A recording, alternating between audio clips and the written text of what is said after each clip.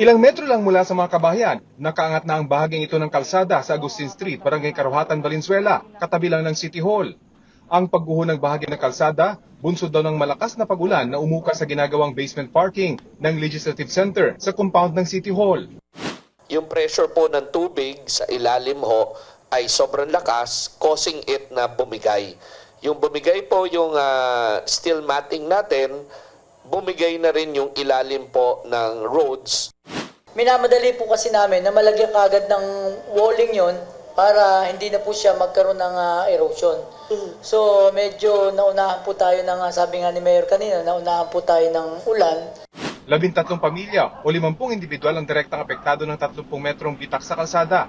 Pero ayon sa CDRRMO, 21 pamilya ang agad nilikas matapos ang insidente kahapon dahil sa panggambang abutin ng kanilang mga bahay kapag lumaki ang bitak. Kanina, nakipagdialogo na ang lokal na pamahalaan sa mga residenteng apektado.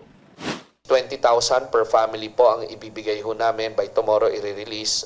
Today, hahanda namin. The reason being is during our conversation kanina, our dialogue, marami sa kanila, lalo na yung may senior, they prefer to look for other alternative areas or places na makakarenta ho sila. It's also a lesson learned, no?